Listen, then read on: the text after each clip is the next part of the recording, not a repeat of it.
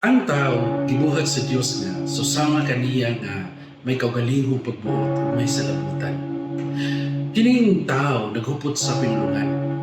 Ang pinulungan mo'y gigamit sa paghihinabi, sa pagpaambit o sa pagpasa sa mensahe ngadto sa uban. O gunya namugna ang pagpanulat. Ilang gisulat ang kahimtang sa ilang kinabuhi niadtong panahona. Tungod sa pagpanulat, nahipasa sa atong modernong panahon ang kinabuhi, pagpakabuhi o panginabuhi sa karaang panahon. Dinhi magsugod ang atong panaw sa paghibaw, disagikan ang Biblia. O bani ako ninyo sa pag-utingkay aron atong mahibawan disagikan ang Biblia nga gihuptan sa atong mga kamot karon. Sugod sa sinugdan hangtod sa atong mga kamot. Akong gibahin sa duha ka bahin ang Bible history. Ang history in the Bible o ang history of the Bible. Ang history in the Bible mao ang history nga nagsukad kang Adan hangtod kang Kristo. Ang history of the Bible mao ang history na nagsugad sa pinakakaraang kagikan sa Biblia sugod sa unang mga kamot nga nagsulat niini dasog hangtod sa atong mga kamot karon. Maayong adlaw mga igsuon igagaw og parinti sa pagtuo og hustong pangatarungan. Kini si Alwin na usab og hinaot unta anaa ka kanunay sa kadagaya sa pagtuo, sa kabaskog sa paglawas ug sa kaabunda sa kaalam. Ang atong hisgutan karon mao ang history of the Bible. Sanglit na imbento man sa tao pinaagi sa lamdag sa Dios ang pagpanulat, mao kini hinungdan nga nganong naay Biblia karon. Matod pa sa tradisyon, si Moses ang nagsulat sa Torah. O kining Torah giisip sa mga Hudiyo nga gisulat ni Moses adda sa lamdag sa Dios. O nakita nga gikan kini sa 5th century BC. Sa Ezra 66 atong makita nga si Ezra ang eskriba nga gigasahan sa Dios nga nabatid sa Torah. Ang Torah kung panudlo gilangkuban sa 5 ka mga basahon. Mao na ang Genesis, Exodus, Leviticus, Numeros o Deuteronomy.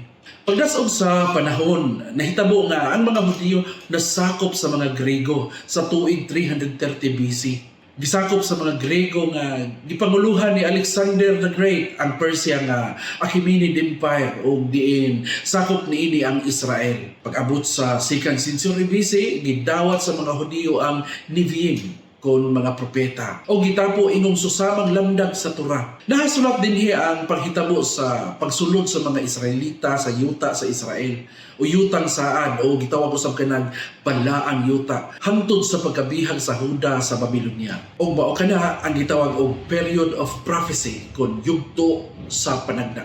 Ang Nevi'im gilangkuban sa 19 ka mga sinulat ang may labot sa mga propeta. Josue, Maghuhukom, Samuel, mga hari, Isaias, Jeremias, Ezekiel, Osias, Joel, Amos, Obadias, Hunas, Mikias, Nahum, Habakuk, Sophonias, Hagio, Zacarias ug si Malakias. Pag 164 BC, nasulat ang libro ni Daniel. Bisag nahisakop sa major prophet si Daniel. Wala kini mahisakop sa Nevi'im. Sanglit natagik naman sa kinatibuk-an ang Nevi'im. Hinungdang gitipo na lang kini sa Ketuvim. Ang ikatulong hutong sa sagradong kasulatan sa mga Hudiyo nga kumplitong natagik sa 2nd century AD. Ang Ketuvim kon mga sinulat gilangkuban sa 11 ka mga sinulat. Kini mao ang Salmo, Proverbio, Job, awit sa mga awit, Ruth, Lamentaciones, Ecclesiastes, Esther, Daniel, Esdras, Nehemias ug Kronikas. Apan wala pay piho nga hukom ang mga magtutudlo sa balaod mahitungod sa kahugpungan sa mga sinulat sa Ketuvim kung pila gayud ang malangkob niini. Apan kung tugutan ang pinalahing saysay sa history, nagkanayon nga ang mga kadagkuan sa mga Hudiyo nagkatigom sa Jamnia o mao kato ang gitawag og Council of Jamnia pag 1st century AD. Aron i-final na ang Hebrew Bible kay nagsugod naman og pagpanulat ang mga Katoliko. Kining mga sinulat sa Torah, Nevi'im o Ketuvim gihugpong og hinganlag tanak. O kining tibuok tanak gitawag usab kini og Mikra kon gidawat sa Hebrewhanon nga basihan sa pagtudlo may labot sa pagtuo og moralidad. Ang tanak nagkahulugan mga sinugdanang litra sa tulo ka hutong sa mga basahon. Natay Torah, Nevi'im o Ketuvim. Mao nang gitawag og TNK o pronounce nagbasa tanak. Ang tanak hinimo sa linukot nga basahon. Niadtong panahona kung magdala ka sa tibuok basahong tanak, nahisama ra sa nagpasan ka sa mga usa ka kwartong library. Hinungdan nga ug naa ka niini niadtong panahona unya mobalhin kag puyo, nagkinahanglan kag dakong karwahe butangan sa sinakong mga kasulatan. Gitawag kinig mga basahon, mga sinulat ug mga libro. Daghang mga kahimanan sa pagsulat ni mga kasulatan. Usahay sa bato, usahay sa lapok, niya ibuwad sa init aron mauga. Usahay sa panit sa mga mananap o kasagaran ginamit kinigikan sa tanong nga papiro o papyrus. Ug dinhi magikan ang pulong papel. Ang mga libro sa unang panahon nagpasabot sa mga linukot nga mga basahon ug dili nang parehas sa linut-lut-od nga mga papel sama sa atong gihuptan karon. Sa pinadayag 5:1 dayag na lang nga linukot nga basahon na ang gipasabot ni San Juan sa iyang pananaawon sa langit. Ningon siya, nakita ko ang usa ka linukot nga basahon diha sa tuong kamot niadtong naglingkod sa trono. Gisulatan kini sa sulod ug sa gawas og gisilyuhan og 7 ka selyo. Kining linukot nga libro sa mga Hebreo ginganlan Tanak. Ug tuod man nakabaton ang mga Hebreo og sagradong kasulatan nga gitawag og Hebro Tanak. Sanglit nasakop ang Israel sa mga Grego. Nagpabilin ang relihiyon nga Judaismo. Apan inanay na impluwensyahan ang mga Israelita sa kultura sa mga Grego ug apil na ana ang pinulungan. Ang Gregong pinulungan niadtong panahon na mikuyanap ug inanay mitabon sa mga ngabil sa mga Hudyo nga mihulip sa pinulungang Hebrohanon. Sa kahimtang sa mga Hudyong nasakop sa Grego, pipila lamang ang makaistoryang Hebrohanong pinulungan o samot na sa pagbasa sa Hebrohanong kasulatan. Kung kita karon bisan dako apan haniti mang tinagalog, sila usab sa una Israelitan dako nga haniti mo istoryang Grego. Daghang mga Ilocanong Pilipino pero musuwat og libro in English. Ang mga Hebrohanon nasakop sa kusgang harian sa Grego. Sa dihang si Ptolemy Dasikan Philadelphos ang Gregong paraon sa Ehipto, mipadalag 72 ka mga Hudyong translator, unom kada tribo sa 12 ka tribo sa Israel, gikan sa Jerusalem hangtod sa Alexandria, aron i-translate ang Hebro Tanak sa Koine Greek. Ining Koine nagpasabot og common nga pinulungan Grego nga sagad gigamit ni adtong panahon na. Gihimo kini ni Ptolomeo aron idugang sa iyang library ug kining library gitawag og Great Library of Alexandria. Ang gisangong buluhaton ni Ptolomeo nahuman sa 132 BC. Ang tura nga Henebreo gitranslate nga Pentateuch sa Grego.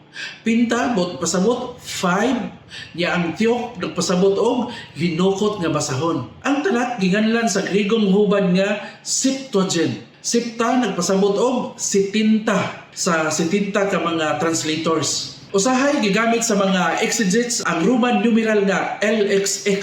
Buot pasabot 70 ingong minugbo. Gikan sa Hebro Tanak gihubad kini sa Greek Septuagint sa pag-translate sa Hebrew Tanak ngadto sa Greek Septuagint. Gitranslate usab pag-apil ang ubang mga Hebrohanong mga sinulat. Kining mga Gregong kasulatan nga sinulat sa mga Hebreo mao ang Tobit, Judith, Esther, 1 ug 2 Makabiyo, Kaalam ni Solomon, Sirach ug Barok. Giapil kini nga parihang estado sa mga kasaligan sinulat nga pulong sa Dios nga Hebro Tanak o ginganlan kining Greek Septuagint translation. Pagdasog sa panahon, miabot nga ang imperyo sa Roma na po'y nahimong labing dako nga imperyo o gisakop niini ang Imperyong Gresya.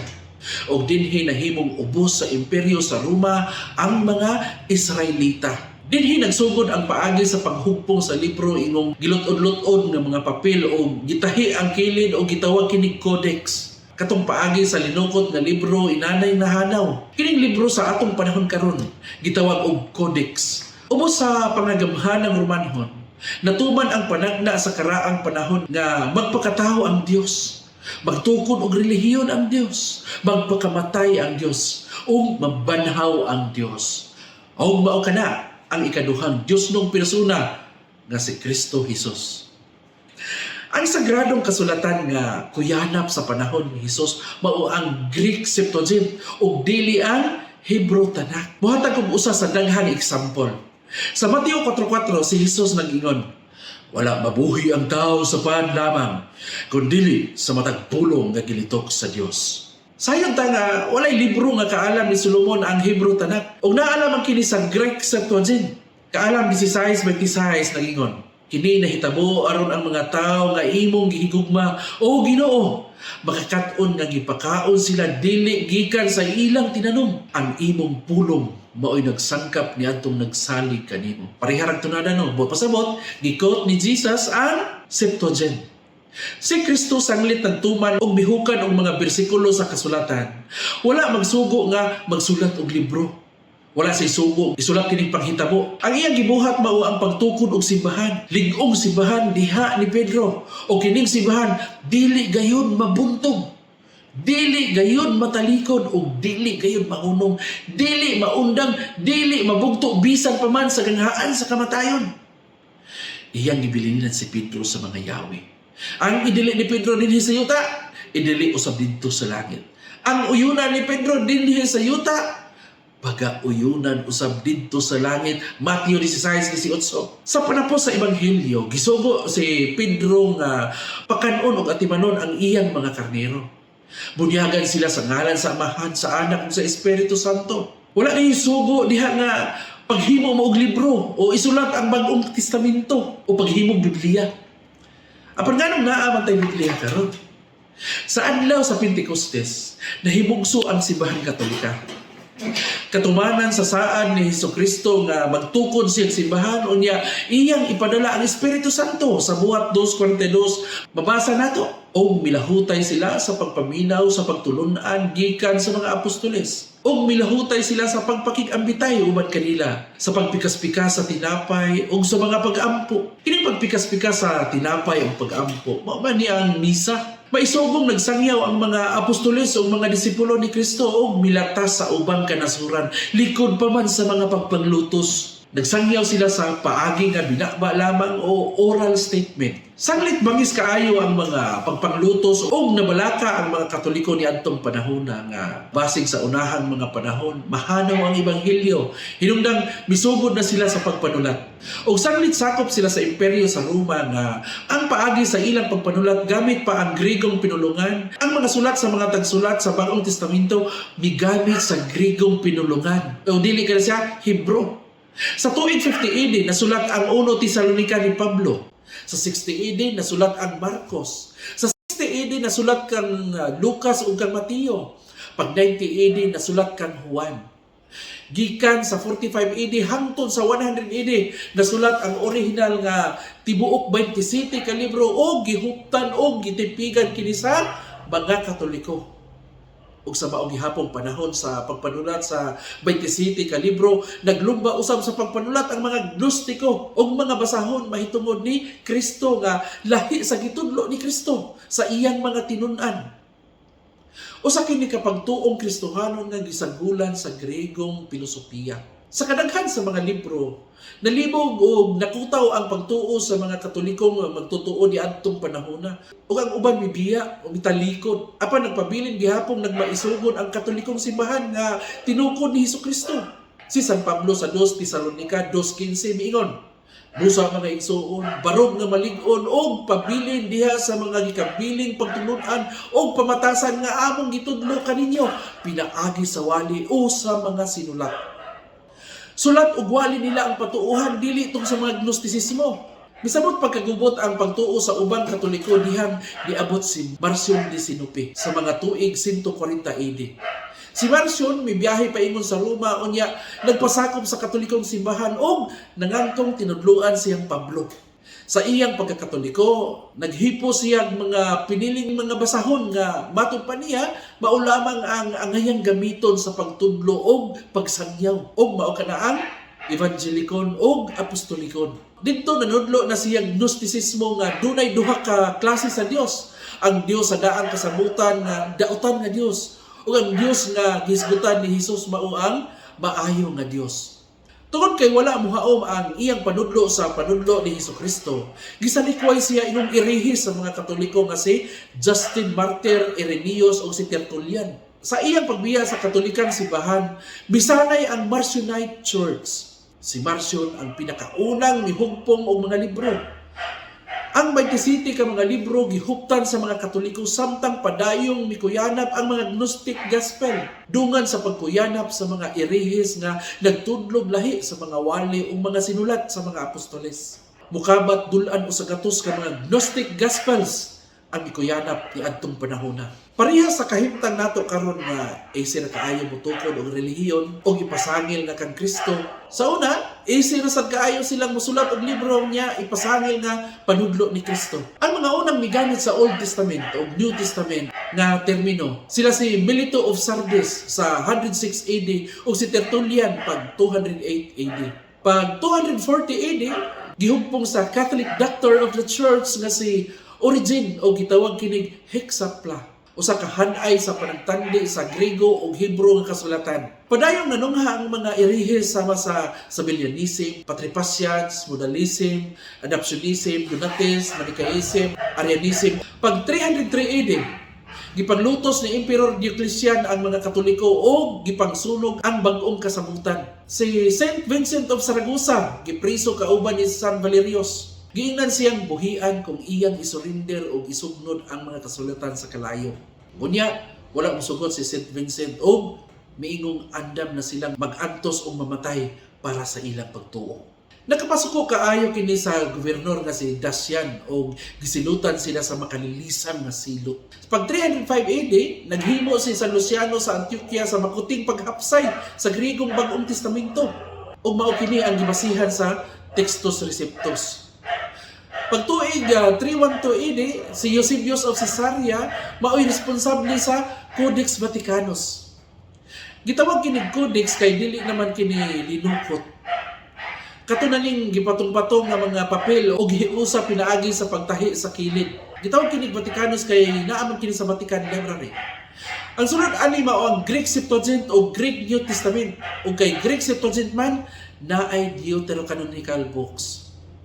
Pag 325 AD, nipikanaog og konseho ang Katolikong simbahan sa Council of Nicaea kay daghan nakabig si Arius. Ang nagtuo nga dili Dios si Kristo og tao lamang. Ang mga libro ni Arius og sa iyang mga sakop gipangsunog tungod sa mga irihis niining mga panudlo. Midagsang pagsamot ang pagtuong Gnostisismo, hambin ang ilang kaugalingong balitan nga sugilanon mahitungod ni Kristo. Rason nga nakapaaghat ni San Athanasius pag 363 AD sa pagpiho gayud sa kasulatan nga angayan gamiton sa Katoliko o iyang gitino pagpili ang 27 ka mga New Testament canon kay kini tinuod gayud nagikan sa mga apostoles o sa unang mga tinun-an ni Hesus o diin kini walay sambong sa pagka-Gnostisismo. Si San Athanasius ang pinakaunang migamit sa pulong kanon.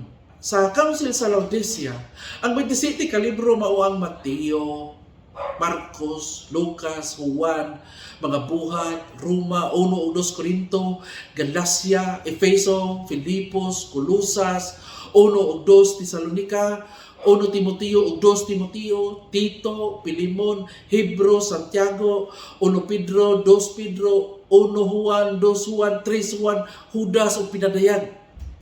Tungod sa impluensya sa Roma, inanay nahili sa ang Gregong pinulungan ug nag-anam og lutaw ang Romanhong pinulungan nga gitawag og Latin. Ang common nga gigamit nga pinulungan mao na ang Latin. Ang mga Katolikong monghe walay undang pagbudlay sa paghubad sa Gregong kasulatan ngadto sa pinulungang sabog masabot sa yanong magtutuo nga makabasa o makasabot sa Latin. Og tungod niini migawas ang Vetus Latina or Old Latin nga mga sinulat hubad sa Grego. Nagawas kining maong translation sa mga tuig 350 AD sama sa atong pinulungang Binisaya karon nga lahi sa pinulungang Bisaya sa karaang panahon. Ingon ani usab ang Latin. Dinhay Old Latin o Vetus Latina o kay tungod sa ganoy sa kausaban sa pinulungan mipatigbabaw ang common nga Latin kun Latina Vulgata. Sa 382 AD ang Santo Papa ni atong tumura si Santos Pope Damasus I mipatigom og konseho og gitawag kining Council of Rome. Og misangon ngadto kang Saint Jerome sa pag-revise sa Old Latin translation o Vetus Latina. Sa tuig 386 AD, ang gihuptan sa simbahang Katolikong Septuagint Old Testament o Koine Greek New Testament, giganlan ni Saint John Chrysostom og Biblia. Siya ang pinakaunang migamit sa pulong Biblia nga referido sa Septuagint Old Testament o sa Greek New Testament. O gipanghingusgan kini sa deklarasyon ni Pope Siricius nga pagganganlan kining Biblia. Ang simbahang Katoliko mipakanaog na usab og kahugpungan nga gitawag og Synod of Hippo pag 393 AD. Niining maong synod, mihukom ang simbahan kung unsang libruha ang angayang gamiton sa mga Katoliko nga iapil paghugpong diha sa Biblia. Upat ka tuig ang milabay pag 397 AD sa Third Synod of Carthage. Giaprubahan ang New Testament canon nga may 27 ka libro ug napiho na ang New Testament. Naanay New Testament. Kanang mga Biblia sa Katoliko nga naa sa mga kamot sa mga Protestante. 27 man na kalibro gikan sa Mateo hangtod sa Pinadayan. Kinsa may nagbuot nga kana lang 27 ka libro ibutang sa New Testament. Labihang daghanang ebanghelyo ni Kristo niining panahon na apan ang Katoliko maoy desisyon nga kining 27 lang ang original o maoy ibutang sa Biblia. Nya kining mga Protestante wagin intawon kapasalamat sa mga Katoliko ana. Nganong wa man maapil ang mga ebanghelyo sa mga Gnostiko kay gilamdagan sa Espiritu Santo ang Katoliko. Kani sa Gospel of Thomas naa sa parapo 2 mikuha ang batang Hesus og lapok nya gipurma kini niyag langgam ug iya kining gipalupad. Sa paragraph 3 aligre kani diha nasuko ang batang Hesus sa kaduwa nga bata kay gihilabtan ang iyang gibuhat ug gipahamtangan kini dayon og sakit. Ngano man nga wa man ni iapil sa simbahang Katoliko sa New Testament. Sa kadaghan sa gospel nganong upat raman ang gidesisyonan sa Katoliko. Atay the Gospel of Thomas, the Gospel of Truth, the Gospel of Judas, the Gospel of Peter, the Gospel of Mary, the Gospel of Philip, the Gospel of the Egyptians. Nganong wa man ni iapil. Tungod kana sa landag sa Espiritu Santo sa simbahang Katolika. Niya kanang mga Protestante diha, Baptist, Saksi ni Jehovah, Iglesia ni Cristo, Born Again, Sabadista, kamutanan. Imbis magpasalamat mo sa Katoliko, inyo naman hinoong gitamay. Inyo naman hinoong gibiay-biay. Inyo naman hinoong gisaway. Kay kuno sayop ang panudlo. Bisag unsa na lang inyong ipasangil sa Katoliko. Imbis nga magpasalamat mo sa Katoliko tungod aning Biblia, inyo na hinoong gilotos. Og tuod man, si St. Jerome nahuman ang makuting pagbudlay sa pag-translate pag 405 AD sa Vetus Latina ngadto sa kumon nga pinulungan nga Latin. Nga gilangkuban sa 46 ka libro nga Old Testament ug 27 ka libro sa New Testament. Si San Inocencio ang ika-40 gikan ni San Pedro ang Santo Papa ni adtong panahon na nagkanayon. This is now the Word of God. Gikan sa Hebrehanon nga pinulungan, gihubad sa Koine Greek nga, gihubad sa Linatin. Naghanaw ang karaang Linatin o gihubad sa common o modernong Linatin o gitawag kining Latina Vulgata. Ang Vulgata nagpasabot og common. Ang rason sa paghubad niini aron masabtan sa komun nga mga tao ang mensahe sa Dios. Kaniadto ang pagwali sa pulong sa Dios pinaagi sa binaba nga pagsangyaw o oral tradition. Dinhi na sa tuig 405 AD nagsugod nga dunay hinugpong nga libro o sinulat nga pulong sa Dios nga gitawag og Biblia. Mao ni usa ka dakong rason nganong binuang ang pag-ingon nga Bible alone. Kay walay Biblia sa tuig 405 AD pa atras. Ang pulong Bible alone dili man gani mabasa sa Biblia. Puno-puno, himo-himo na sa mga pastor, ministro o protestante nga gusto mulimbong sa mga inosenteng mga Katoliko. O unya, nanungha ang mga hereges. O nanudlog balitan, sama sa Nestorianism, Pelagianism, Monophysitism, Eutychianism. Kini sila misunod sa Gnostic Gospel. Kining Latina Vulgata ni St. Jerome gihubad sa daghang pinulungan sa mga tuig 500 AD. Ug wala kini panumbalinga sa simbahang Katoliko kay ang tumong mauman nga mapaambit sa yanong pinulungan ang pulong sa Dios. Naana Ethiopic Bible, Coptic Bible, Egyptian Bible, Armenian Bible, Gothic Bible, daghan pa.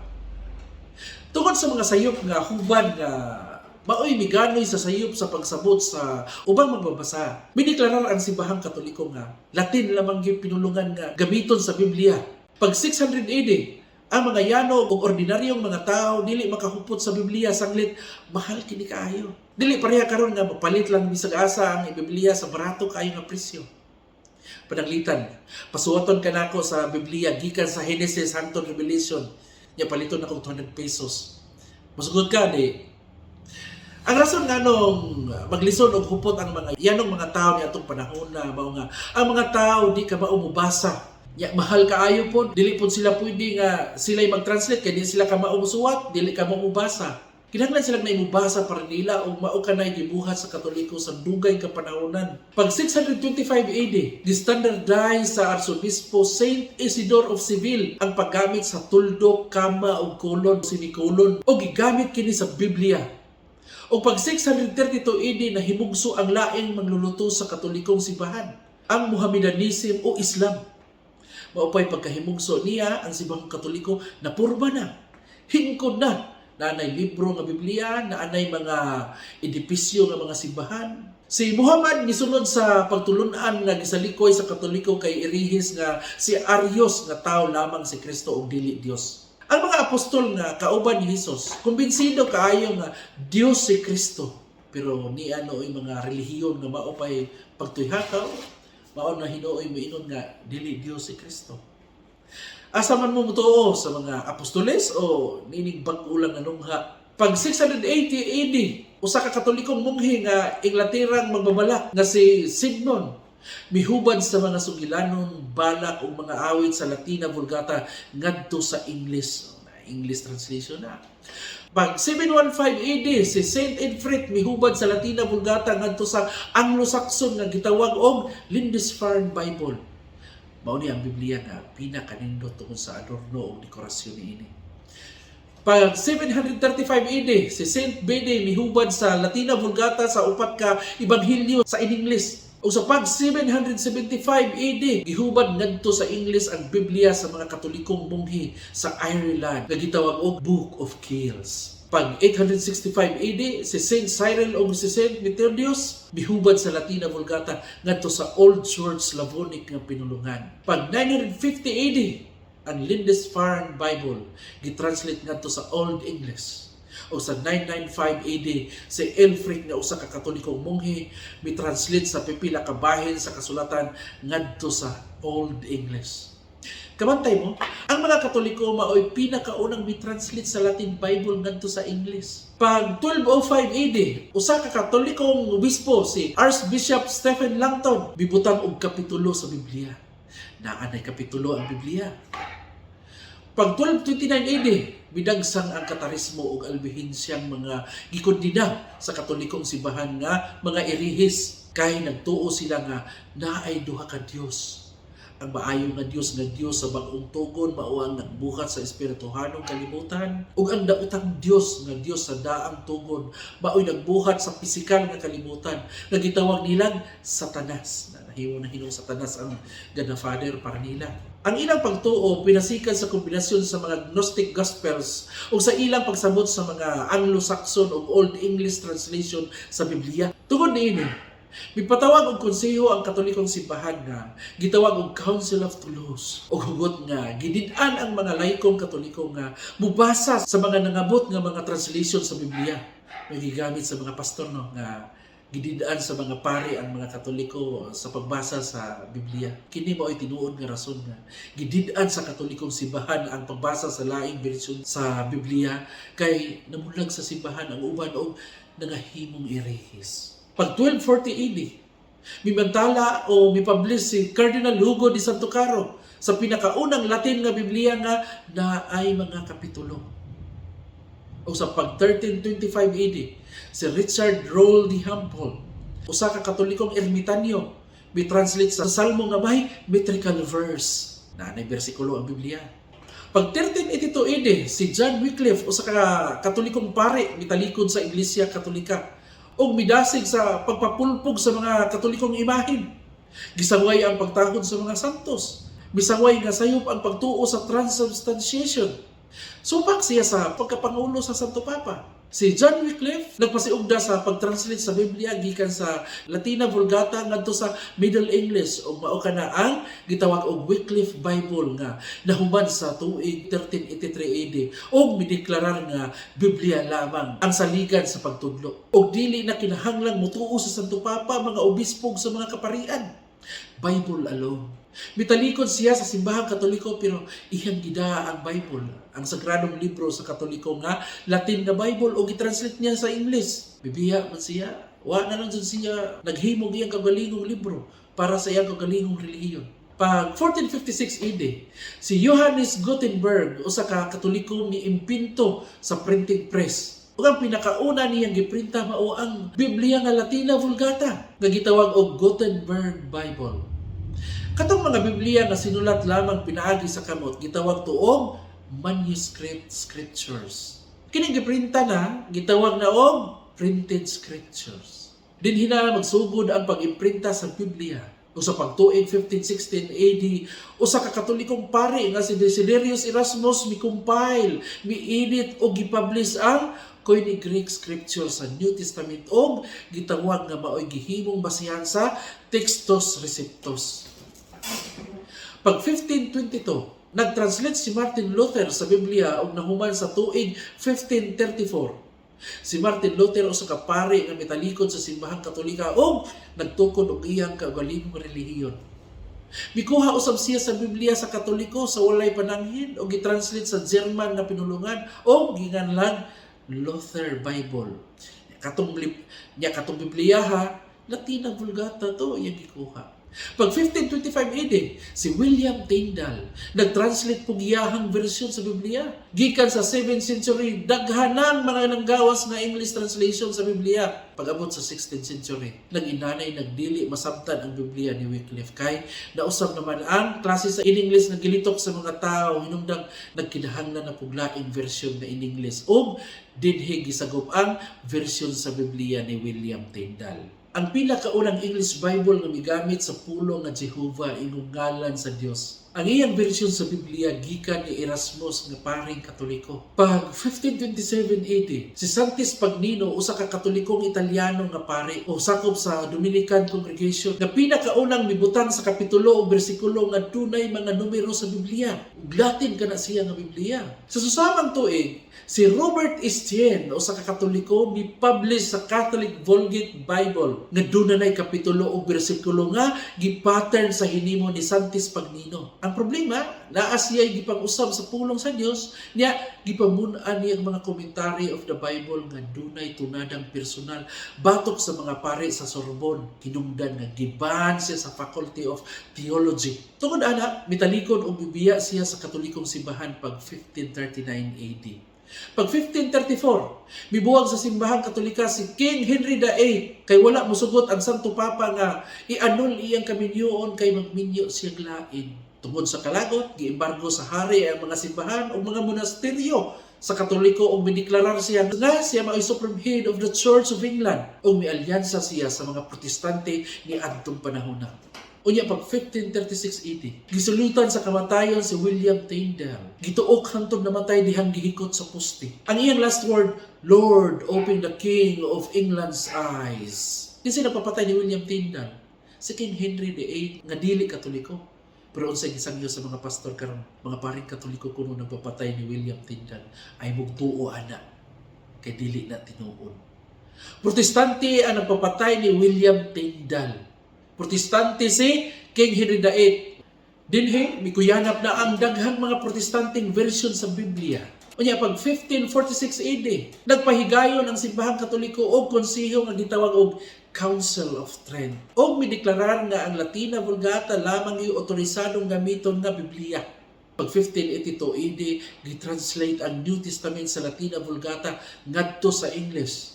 Gitranslate kini sa Catholic Seminary sa Douai, France o gipublish sa Rheims. Wala mapublish ang Old Testament kay kuwang sa budget.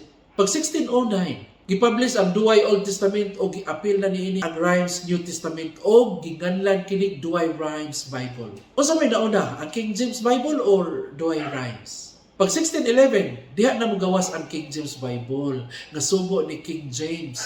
Ang King James Bible daghan kaayo sayo o gitawag kini Biblia Irata. Pag 749 AD, gi-revise ni Bishop Richard Challoner ang Douai Rheims Bible.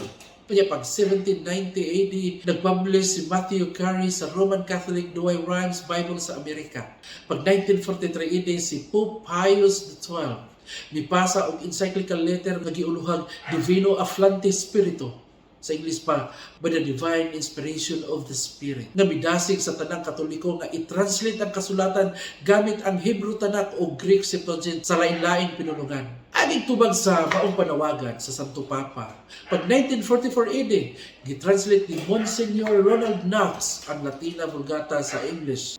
Pag 1956 AD, mitubag ang Dominican sa École Biblique sa Jerusalem ug mihubad sa kasulatan sa French nga pinulungan nga gitawag og La Biblia de Jerusalem. Gitranslate kini sa English ni Darton, Longman ug Tad ug i-release pag 1966 ug gitawag kini og Jerusalem Bible. Si J.R.R. Tolkien maoy mi-translate sa Book of Jonah. Aging tubag sa panawagan sa Santo Papa, pag 1978 gipublish ang New American Bible ubos sa pagdumala sa Confraternity of Christian Doctrine. Pag 1972 AD, gipublish ni Father Bernard Hurrell usa ka Claretian nga pari sa Chile ang La Biblia Latinoamerica nga gikan sa Hebrew o Greek nga manuscript. Pag 1986 AD, i-translate kini sa Pilipinas sa pinulungang in English ni Father Alberto nga usa-usa ka Claretian nga pare. O gitawag kini Christian Community Bible. O dinhi sa Pilipinas gipadayon ang pag-translate ngadto sa nagkalain-laing pinulungan. Karon, gitranslate kini sa Tagalog, sa Bisaya, sa Ilonggo ug uban pa. Mao ni naatay Biblia sa Kristohanong katilingban karon. Nakoy i-propose. Kaya wala pa man i-close ang panawagan sa Santo Papa. Mag-translate ang Binisaya ng Catholic Bible. O kanang New American Bible mo ay atong binisayon. O ganlan nato ng Catholic Faith Defenders Bible. Nindot na. Ubani ko ninyo, anak. Taas kayo atong topic, no? Atong timanan kanunay nga, ang desisyon nga kining mga libruha maoy angay mahiapil sa Biblia mao ang Katoliko. Ang may desisyon nga maghimo og usa ka libro nga pagasudlan sa daghang mga libro gikan sa Genesis ngadto sa pinadayag mao ang Katoliko. Ang may desisyon nga paganganlan kini Biblia, Katoliko. Ang may butang og kapitulo o bersikulo, Katoliko. Ang may butang og kama, tuldok, kuwit, kolon, semikolon, Katoliko. Katoliko tanan, way natampo ang lain. Og naamay mga pagsupak, i-comment lang sa ubos niya. Kanang comment nga naay makatarunganong referensya. Kay musupak lang kag way referensya, mura kag kuan. Sa history of the Bible, ato nakita nga ang Biblia di ay Biblia sa Katoliko. Wala ginatampo ang Protestante. May pag-Islam kay nagbuhat silang ilang relihiyon, nagbuhat pud silang ilang kagalingong libro. Kana mo ng Quran. May pa ang Church of Christ ni Joseph Smith kay nagtukod silang ilang relihiyon, naghimo po silang ilang kagalingong libro. Munang Book of Mormon.